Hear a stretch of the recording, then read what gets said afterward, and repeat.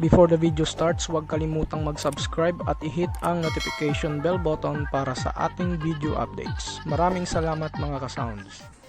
Good day mga ka-sounds, welcome back to my channel. Ngayong araw na to, yung topic natin is paglalabanin natin yung Kevler GX7 at saka yung Joson Saturn sa mid-test lamang, no. So marami kasing nagtatanong sa atin na kung pwede natin silang may paglaban yung Kevler GX7 natin at saka yung Joson Saturn na ito sa mid-test.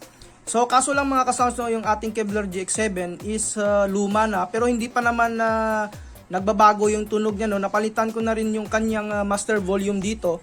Pero ganun pa rin naman yung kanyang tunog. Sa aking experience dito is hindi naman nagbabago yung tunog ng aking Kevler GX7 kahit nasa 3 years na ito, no. So yung ating Joson Saturn naman is okay na okay, wala pa naman siyang depekto dito. Same brand new pa naman yung ating Joson Saturn.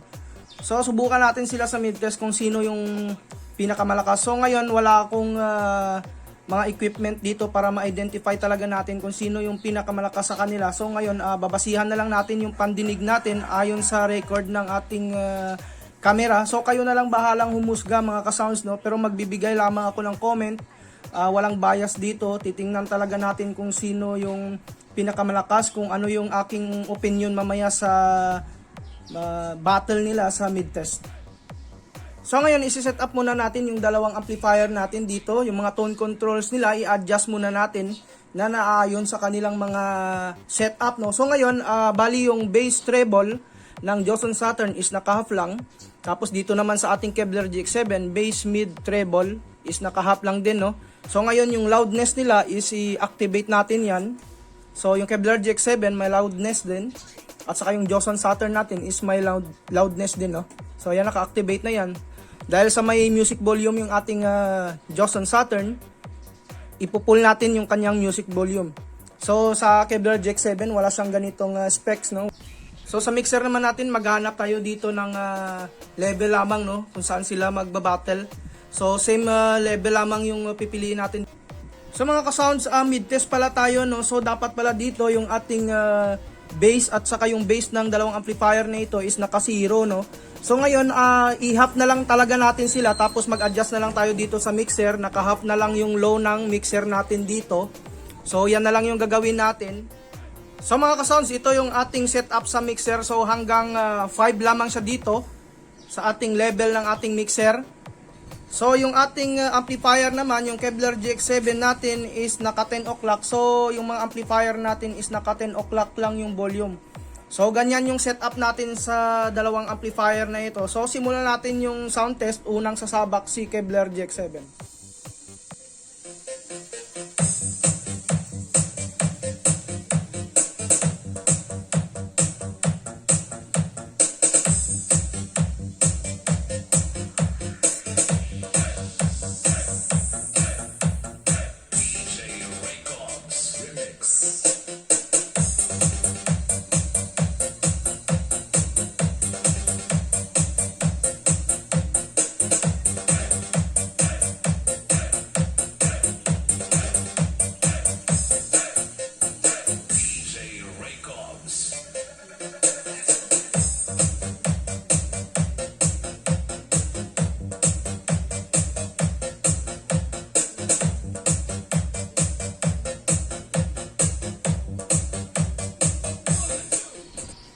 So yung next natin na isasabak is yung ating Joson Saturn. So naka last G's din yung ating volume. So simulan natin yung sound check.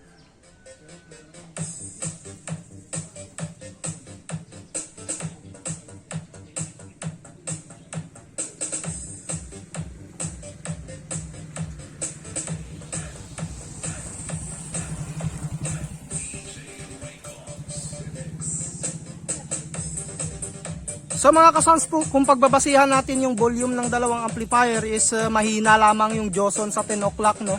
So hindi ko alam kung ano yung susunod natin na gagawin dito. Siguro mag-change kuhan tayo dito, no. Hanapin natin yung pinakamagandang tunog nila sa KS450, doon tayo magbabase. Kasi pag sa volume lang tayo magbabase is talong-talo yung Joson Saturn sa volume pag hanggang alas 10. Sa mga kasounds, sa unang round is panalo talaga yung Kevler GX7. Pagbasihan natin sa volume lamang, no, hanggang 10 o'clock. Tapos same volume lang din sila sa mixer. So ngayon, yung ating pangalawang strategy dito is hanapin natin yung pinakamagandang tunog. So ngayon, nahanap na natin yung pinakamagandang tunog sa mga amplifiers na ito.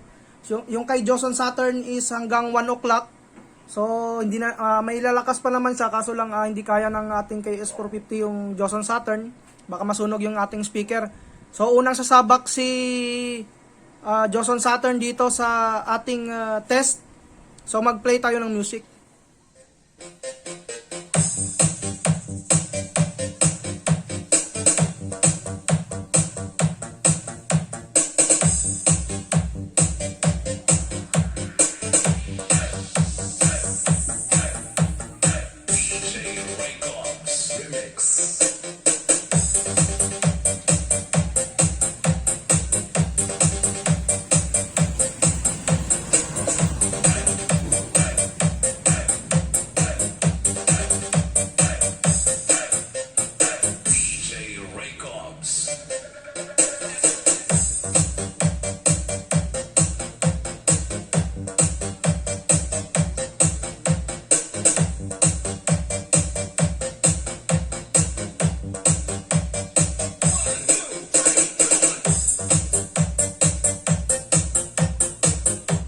So mga ka-sounds, yung susunod na isasabak natin, yung Kevler GX7.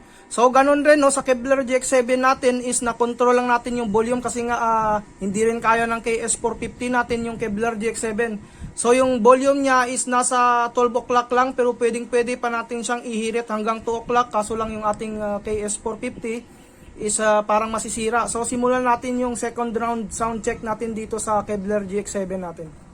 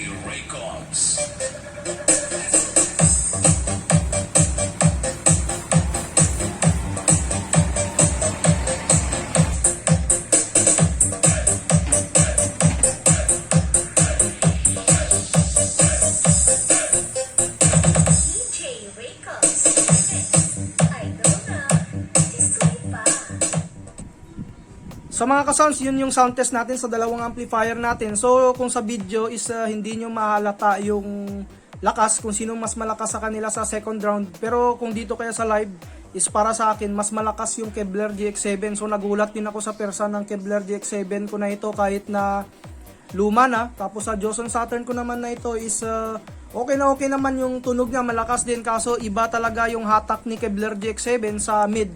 So sa susunod natin naman na sound test, itetest natin ito sa sub, no, may bass na.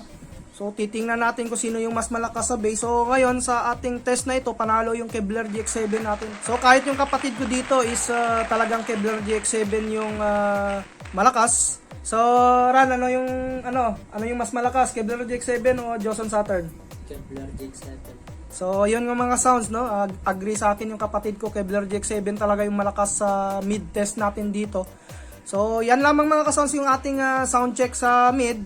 Bali sa susunod naman, i-test natin sila sa 1,200 watts sa sub. So, shoutout natin sila ni Abibay Mini Sound YouTube channel, no?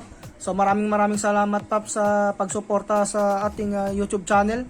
Si Mr. Marjan Manabat of General Tinio Nueva Ecija, solid supporter din natin ito. Waltz Ray, Albert Servas, Richard Angelo Novido. So maraming salamat sa suporta nyo. Tapos si Mr. Lukban Electronics. So solid supporter din natin ito. Palaging nanonood sa ating mga video. So yan lamang mga ka-sounds, no? Maraming salamat sa inyong suporta. Sa mga ka-sounds, yan yung ating resulta sa ating mga sound check sa first round at saka second round. So sana walang madismaya dito sa aking ginawang sound check. So talagang sinabi ko lang yung totoo na ito yung nangyari sa ating kung ano yung resulta ng ating sound check ngayon. So may second sound test pa naman tayo sa susunod na mga videos, no? So sub test na naman yung gagawin natin kung sino yung mas malakas. So yung Kevler GX7 kasi natin rin, nanalo ito, kuha na talaga ito, no? Tested na ito sa pang Midhi. Yung Joson Saturn is hindi pa talaga ito tested sa pang mid. So kaya ganyan siguro yung nangyari, no? Mas malakas talaga yung Kevler GX7 sa pang mid. So sa susunod, sub test na naman tayo. So hanggang dito na lang mga ka-sound. Sa mga bago nag-subscribe, huwag niyong kalimutan na i-hit yung notification bell button para sa mga video updates natin na i-upload. Maraming salamat mga ka-sounds.